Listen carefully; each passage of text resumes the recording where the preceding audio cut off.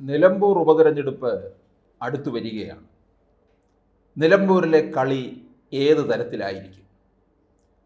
എല്ലാവരും കണക്ക് കൂട്ടുന്നത് അവിടെ മത്സരം LDF UDF അതിനപ്പുറമുണ്ട്.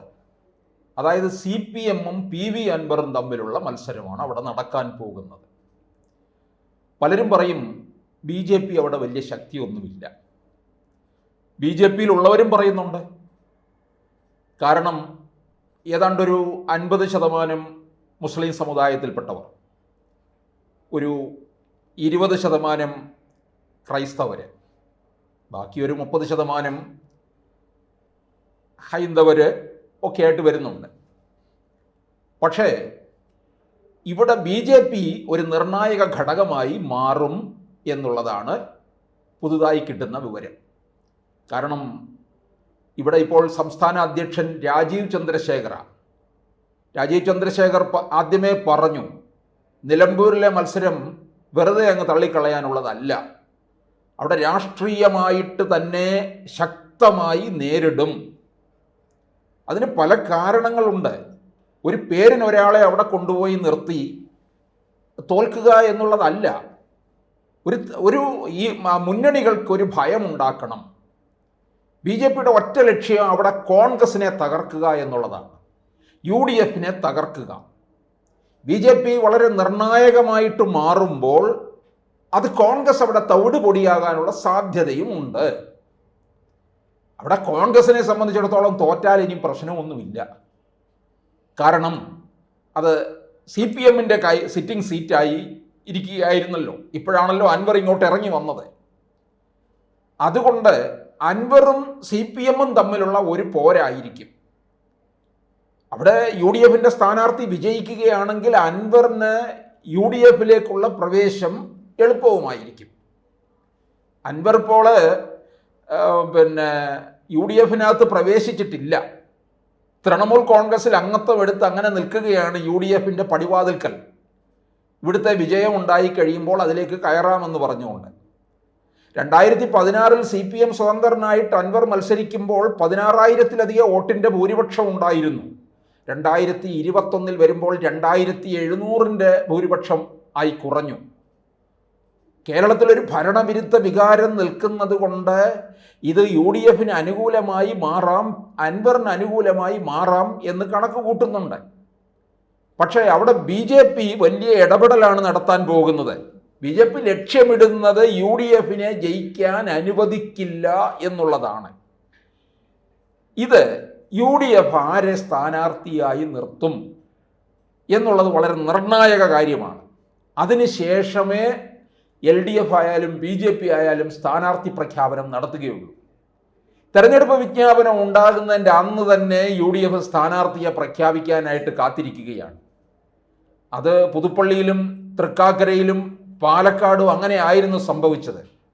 അതുകൊണ്ട് അന്നേ ദിവസം പ്രഖ്യാപിച്ചു കഴിഞ്ഞാൽ വിജയം ഉറപ്പാണ് എന്ന് കോൺഗ്രസ് കണക്ക് കൂട്ടുന്നുണ്ട്. അവരുടെ വിശ്വാസം അങ്ങനെ ഇരിക്കട്ടെ. പക്ഷേ ഇവിടെ UDF നിർണ്ണയിക്കാൻ പോകുന്നത് ഒന്നുകിൽ അൻവറിൻ്റെ സ്ഥാനാർത്ഥിയായിട്ടുള്ള ജോയി DCC സെക്രട്ടറിയാണ്. അതുപോലെ തന്നെ ഷൗക്കത്തിനോട് അൻവറിന് വലിയ താല്പര്യമില്ല. പക്ഷെ ഷൗക്കത്തിന് അവിടെ മുൻതൂക്കം കൊടുക്കണം എന്നാണ് ആവശ്യപ്പെടുന്നത്. ഷൗക്കത്തും ജോയിയും നല്ല സ്ഥാനാർത്ഥികൾ തന്നെ. ഷൗക്കത്തിന് ആ മണ്ഡലവുമായിട്ട് കൂടുതൽ അടുപ്പമുണ്ട്. കാരണം ആര്യാടൻ മുഹമ്മദിൻ്റെ മകനാണ്. ആര്യാടൻ മുഹമ്മദിന് കേരളത്തിലുള്ളവർക്ക് അറിയാം, ഒരു മതേതര സ്വഭാവമാണ്. മുസ്ലിം ലീഗ് എന്ന പാർട്ടിയുമായിട്ട് പൊരുതി നിന്നിട്ടുള്ള ആളാണ് അദ്ദേഹം. കേരളത്തിൻ്റെ മുഖ്യമന്ത്രിയാകാൻ യോഗ്യനാണ് ആര്യാടൻ മുഹമ്മദ്. ആര്യാടൻ മുഹമ്മദിൻ്റെ മകൻ ഷൗക്കത്തും രംഗത്ത് നിൽക്കുകയാണ്. ഷൗക്കത്ത് വന്നു കഴിഞ്ഞാൽ അവിടെ കൂടുതലായി മുസ്ലിം വോട്ട് നേടാം. അൻവറിൻ്റെ ഒരു ഇടപെടലായിരിക്കും അവിടെ നടത്തുന്നത്. പക്ഷെ ഷൗക്കത്തിന് സീറ്റ് കൊടുക്കുന്നതിനോട് അൻവറിന് താല്പര്യമില്ല. സീറ്റ് കൊടുക്കാതിരുന്നു കഴിഞ്ഞാൽ ഷൗക്കത്ത് വേറെ വഴി തേടുമോ എന്നുള്ളതും നമ്മൾ അറിയേണ്ടിയിരിക്കുന്നു. കാരണം CPM അവിടെയോ ഒരു സരിനെ കിട്ടുമോ എന്നും പറഞ്ഞ് നോക്കിയിരിക്കുകയാണ്. അപ്പോൾ എന്തായിരിക്കും? BJP നവ്യ ഹരിദാസിനെ ഇറക്കുന്നതിനെ കുറിച്ചും ആലോചിക്കുന്നുണ്ട്. നവ്യ 2024 വയനാട് ലോക്സഭാ തെരഞ്ഞെടുപ്പിൽ പ്രിയങ്ക ഗാന്ധിക്കെതിരെ മത്സരിച്ച സ്ഥാനാർത്ഥിയാണ്, BJP സ്ഥാനാർത്ഥിയാണ്. നവ്യയ്ക്ക് അത്തരത്തിലുള്ള BJPയിലെ വലിയ ഒരു ജനകീയ അടിത്തറയും പിന്തുണയും ഒന്നുമില്ല. രാജീവ് ചന്ദ്രശേഖർ ഷോൺ ജോർജിനെ വരെ ആലോചിക്കുന്നുണ്ട്. കാരണം ഈ ക്രൈസ്തവ വിഭാഗം ഇപ്പോൾ കൂടുതലായിട്ട് BJPയോട് അടുത്ത് നിൽക്കുന്ന ഒരു സാഹചര്യമാണ്. 20% ക്രൈസ്തവരുള്ള ഒരു മണ്ഡലമാണത്.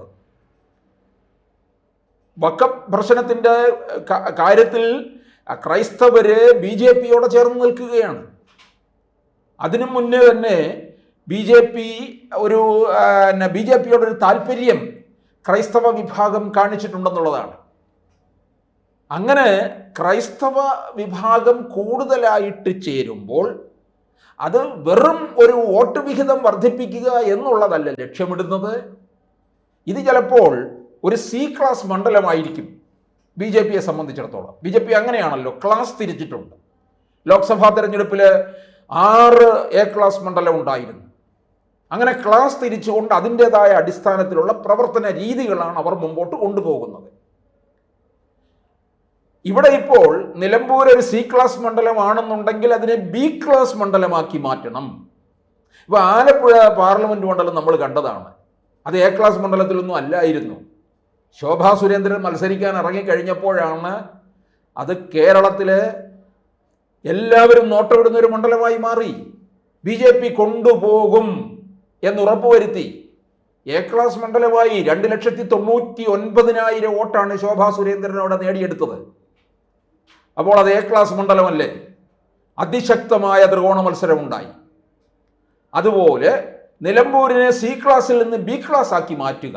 അതാണ് ഈ BJPക്ക് രാജീവ് ചന്ദ്രശേഖർ വന്നതിന് ശേഷം ഇത്തരത്തിലുള്ള ചില പദ്ധതികളുണ്ട്. ഒരു മാസ്റ്റർ പ്ലാനിലൂടെയാണ് കാര്യങ്ങൾ മുമ്പോട്ട് പോകുന്നത്. അല്ലാതെ തെരഞ്ഞെടുപ്പ് സമയത്ത് ഒരു സ്ഥാനാർത്ഥി 2 മണ്ഡലത്തിൽ പോയി മത്സരിക്കുക, ഹെലികോപ്റ്ററിൽ അങ്ങോട്ടും ഇങ്ങോട്ടും തെക്ക് വടക്ക് ഓടി നടക്കുക, ഇതൊന്നുമല്ല രാജീവ് പ്ലാൻ ചെയ്യുന്നത്. വളരെ C ക്ലാസ് മണ്ഡലത്തിൽ അതിനെ B ക്ലാസ് ആക്കി മാറ്റുക. B ക്ലാസ് മണ്ഡലം നിൽക്കുന്നത് A ക്ലാസ് ആയി, പല മണ്ഡലവും A ക്ലാസ് ആയിട്ട് നിൽക്കുന്നുണ്ട്. ഇത് നിയമസഭ 26 നടക്കുന്ന മത്സരത്തിൽ BJP എത്രത്തോളം ശക്തമാകാൻ പോകുന്നു എന്നുള്ളതിൻ്റെ തെളിവാണ്. അതുപോലെ തന്നെ ഷൗക്കത്ത് വന്നു കഴിഞ്ഞാൽ അത് BJP അത് ഏത് തരത്തിൽ ഉപയോഗിക്കുമെന്നുള്ളതും വളരെ പ്രധാനമായിട്ടുള്ളതാണ്. ജോയി വന്നു കഴിഞ്ഞാൽ അത് UDFനും ഒരു ഭയമുണ്ട്. പ്രത്യേകിച്ചൊരു ഭരണവിരുദ്ധ വികാരം നിലവിലിരിക്കുമ്പോൾ ആ ഭരണവിരുദ്ധ വികാരവും അൻവർ CPMനെ ചോദ്യം ചെയ്തുകൊണ്ട് രംഗത്തിറങ്ങി പല കാര്യങ്ങളും പുറത്തു കൊണ്ടുവരികയൊക്കെ ചെയ്തിരിക്കുന്ന സ്ഥിതിക്ക് ഇത് മുതലാക്കിക്കൊണ്ട് നിലമ്പൂർ മണ്ഡലം തിരിച്ചു പിടിക്കണം എന്ന് UDF കണക്ക് കൂട്ടിയാലും അതിനെ തകർക്കാൻ വേണ്ടി BJP അതിശക്തമായി രംഗത്തുണ്ട്.